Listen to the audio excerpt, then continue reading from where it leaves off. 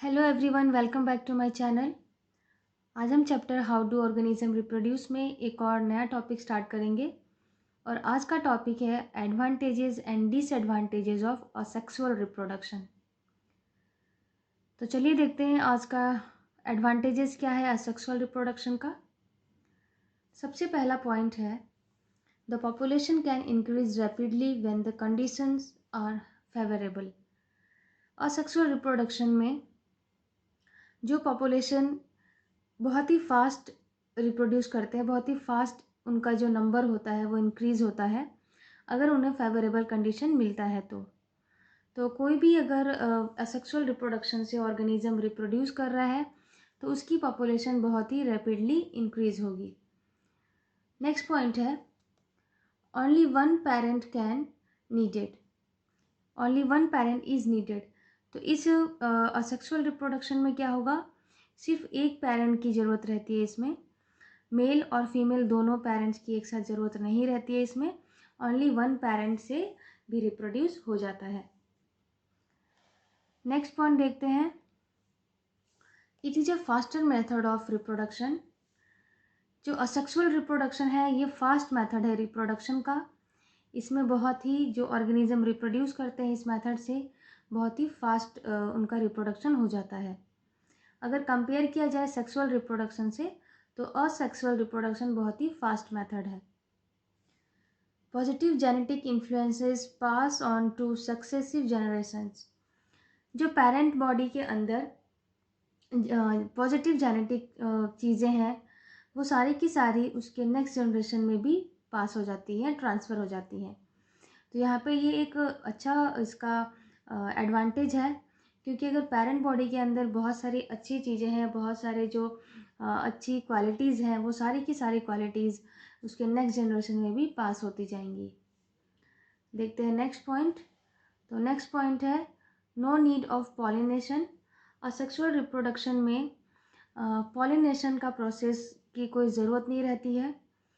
Without pollination इसमें reproduction हो जाता है। It does not need mates, इसमें मेट्स की ज़रूरत नहीं है। जो मेल और फीमेल गैमेट्स की मेटिंग होती है, उनका जो फ्यूज़न होता है, असेक्सुअल रिप्रोडक्शन में इसकी कोई ज़रूरत नहीं है।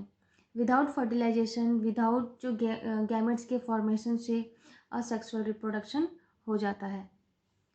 नेक्स्ट पॉइंट है कि the energy requirement for reproduction are minimal. Asexual reproduction में रिप्रोडक्शन करने के लिए एनर्जी का जो रिक्वायरमेंट है वो बहुत ही मिनिमल है, मतलब कि बहुत ही कम रहता है as compare to sexual reproduction. तो यही है कि इसमें एनर्जी रिक्वायरमेंट बहुत कम रहेगी। नेक्स्ट पॉइंट है it can occur in various environments.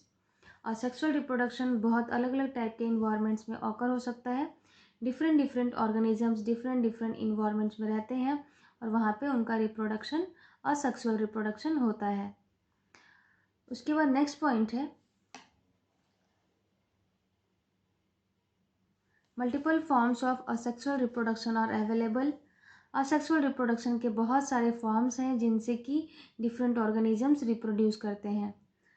तो असेक्सुअल में बहुत सारे मेथड्स हैं, बहुत सारे टाइप्स हैं, जिससे कि डिफरेंट डिफरेंट ऑर्गेनिजम्स को डिफरेंट डिफरेंट वे से वो अपना अपना न्यू ऑफस्प्रिंग्स बनाते हैं या रिप्रोड्यूस करते हैं। In plants there is no need of seeds.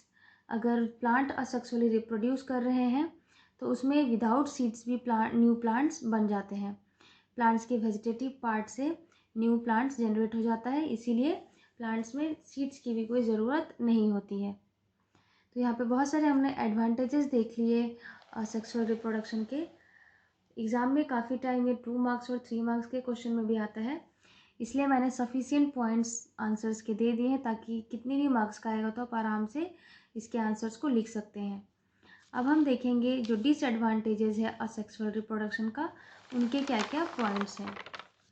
तो चलिए देखते हैं कि डिसएडवांटेज क्या क्या है। इसमें सबसे पहला पॉइंट है it does not lead to genetic variation in a population. Asexual reproduction में कोई भी जेनेटिक वेरिएशन नहीं होता है, मतलब कि जो पेरेंट प्लांट है बिल्कुल उनके ऑफस्प्रिंग जेनेटिकली सिमिलर रहेंगे। पेरेंट और जो न्यू ऑर्गेनिज्म बनेगा उनसे जेनेटिक उनमें कोई भी वेरिएशन नहीं रहेगा, जेनेटिकली सिमिलर रहेंगे। तो ये एक यहाँ पे डिसएडवांटेज है क्योंकि इसमें वेरिएशन नहीं रहता है। डिजीज़ में affect all the individual in a population.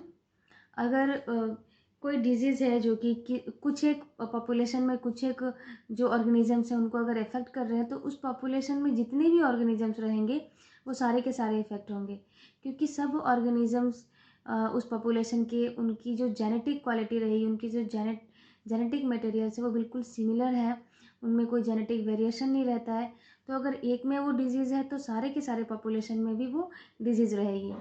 तो इस तरीके से डिजीज़ अफेक्ट करता है, जो पूरे इंडिविजुअल्स हैं पॉपुलेशन के वो सब अफेक्ट हो जाएंगे। तो there is lack of diversity. Asexual reproduction में डाइवर्सिटी बहुत ही डाइवर्सिटी की कमी रहती है, डाइवर्सिटी शो नहीं होता है। हमने पहले ही पॉइंट्स देख लिया कि कोई जेनेटिक वेरिएशन नहीं है, इसका मतलब कि जो पॉपुलेशंस हैं, जो ऑर्गेनिजम्स हैं, उनमें डाइवर्सिटी भी बहुत कम देखने को मिलेगा, मतलब डाइवर्सिटी रहेगा ही नहीं। उसके बाद क्या है, नेक्स्ट पॉइंट देखते हैं। न्यू ऑफस्प्रिंग्स में carry undesirable qualities from parents. तो जो पेरेंट्स में जितनी भी क्वालिटीज़ है वो सारे के सारे न्यू ऑफस्प्रिंग्स में जाएंगे। अगर कुछ पेरेंट्स में अनडिजरेबल क्वालिटीज़ है या फिर कुछ डिजीज़ वाली क्वालिटीज़ हैं, जो ऐसे क्वालिटीज़ जो कि नहीं चाहिए, लेकिन फिर भी वो सारे के सारे क्वालिटीज़ उसके ऑफस्प्रिंग्स में जाते हैं, क्योंकि हमने पहले ही पॉइंट्स में देख लिया यहाँ पे कि जेनेटिकली सिमिलर रहते हैं पेरेंट्स से जो न्यू ऑफस्प्रिंग बनेंगे। तो पेरेंट्स की जितनी भी क्वालिटीज़ है, चाहे वो अनडिजरेबल हो या डिजरेबल हो, सारी की सारी क्वालिटीज़ जाएंगी। लेकिन अगर अनडिजरेबल क्वालिटीज़ न्यू स्प्रिंग में जाती हैं तो ये एक हमारे लिए डिसएडवांटेज हो जाता है। तो ऑफस्प्रिंग्स में be unable to survive in changing environment ज़्यादा चेंज होने से जो न्यू ऑफस्प्रिंग्स है वो सर्वाइव नहीं कर पाते हैं, वो ग्रो नहीं कर पाते हैं। तो इसीलिए इन्वायरमेंट चेंज होता है तो उनका सर्वाइवल जो रहता है बहुत ही मुश्किल हो जाता है, सर्वाइव करना अनेबल हो जाता है उनके लिए। हम नेक्स्ट पॉइंट देखेंगे।